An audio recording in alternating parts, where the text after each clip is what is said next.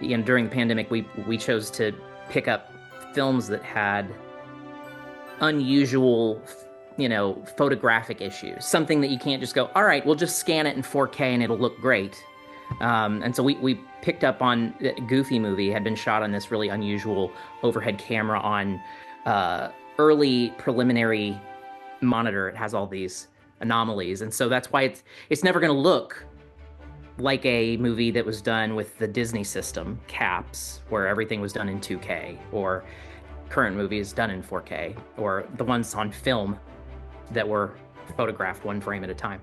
So we picked that, posted a documentary on YouTube. We called it Standout, the restoration of a Goofy movie. And it's like a proof of concept video of what we'd done at that point. To basically say thank you to the director and the crew that made the movie was kind of our goal. Is to say, like, we love this movie so much. This is the only one we could have worked on and used as training wheels during a pandemic that would keep us in good spirits. Thinking 8 people might watch it, and then after a couple thousand people did, the director of Goofy movie reached out and said, I saw what you did. And I said, well, it's a learning exercise. I wouldn't want it to be released in general because one section may be done in a different style. It was tests. It's a test version of the film to see what's possible, what looks the best, what does Kevin like the most. And so a lot of people are like, release the 4K Goofy movie. And I'm like, oh, no. The 4K Goofy movie is not ready for prime time. What needs to happen is Disney needs to get the camera negative out of the film, get it scanned, and they have an amazing restoration team that just completed Cinderella and Snow White, and that team should do it. And it can look great. And but if they want to do it, don't you? Don't you want to do I'd love to. I love the movie, but don't talk yourself out of a job. Oh, but they should absolutely pick up this movie because people care about this movie, and it has such a rough production history and a rough film format type compared to the other films around it. It can't be restored the way that you would restore the other 90s films. It just can't. So do you clean it? Do you digitally clean that up? How much do you want to leave in? See, people are gonna, the grain debate, right? Like, well, if you take too much of it out, it doesn't look like film anymore. But and then some people don't want it to look like film. They want it to look like a digitally shot creation. How clean do you want to go on something like this? We, as the 3 of us, couldn't even agree how much, because all the other Disney films around this era are 100% digital. There is no grain unless you're adding that as a film out artifact. But films like Prince of Egypt and Goofy movie, which are animated in different systems, there wasn't a backup of this digital record. It just went straight out to film. The question is, do you want to scrub it and make it look like it did when they were filming it off that monitor and go back to the digital? Or do you want to find a happy medium? Or do we just leave it like it is? And if that's the case, then our work is done because this disc has plenty of grain on it. It has grain, it has dirt, it has film damage. What are we even doing? Let's get it to where it should resemble what they were filming off the monitor and remove the debris from the monitor and the dirt from the film. And then we'll match the grain to the original grain structure on shots that, because all the shots have grain, but we need to even it out so that you don't have these massive spikes and lulls. But that's a debate that I think every person that is involved in that has, is where does it become restoration and where does it become revision?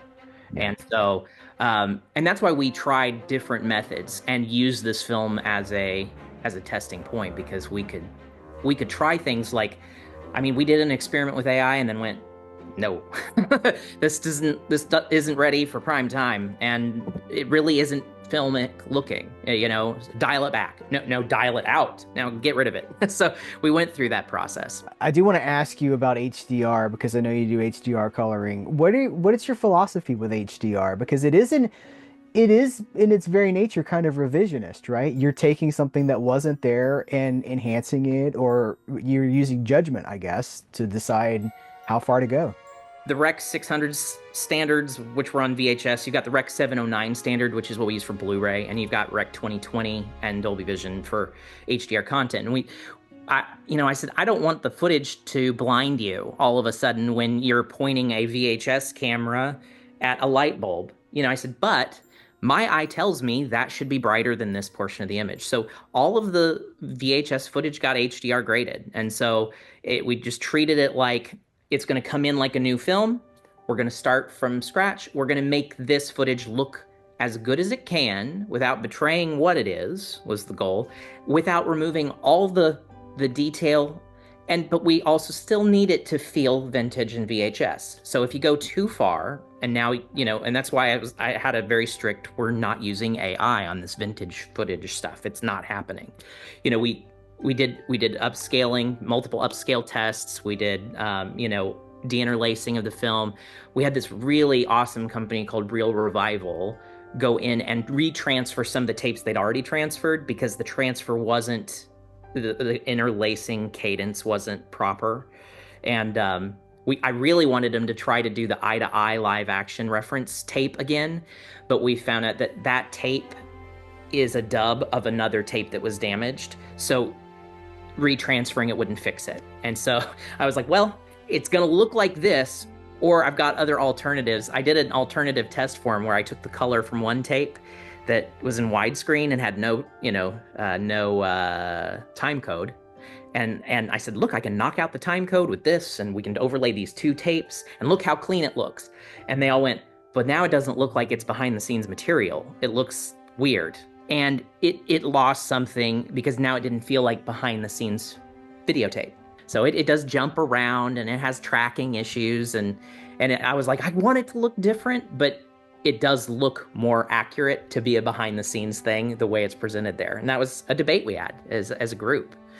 Yep. So, we're trying to meld those things together and be harmonious and agree together. This is what look is, what feels right. Do you foresee a time when, we have 4Ks now? Do you think movies are ever going to get 8K treatments? Now, I think The Wizard of Oz got scanned in 8K, but what do you think the future looks like for that stuff? I mean, I don't know. We never thought we'd have TVs as large as we do now. And if TVs continue to get larger and larger, they do have to be a certain size for it to really matter. But I don't think, I mean, I would never say never, because I never thought 4K would be a thing if you asked me 15, 20 years ago. So I think that 8K has a place in production eventually, and will probably be a standard that gets agreed to as TVs get larger and pipelines of the files and the compression get smaller. As it is right now, unless you're viewing a movie that's like a 70 millimeter production or something like Lawrence of Arabia or My Fair Lady, or something that's just super crisp in the way it's shot, or maybe a VistaVision film, that 8K probably isn't really going to be necessary for viewing something, but maybe you do your scans and up, at a much higher resolution, and then do your restoration work maybe in 8K so it's preserved, without losing anything. I think that it definitely has a place in restoration. I just don't know as a consumer format if we'll see it where it makes enough difference that people are going to get some kind of new player and invest all this equipment just to get, that minor difference on, a 35 millimeter film where it really doesn't resolve in 8K.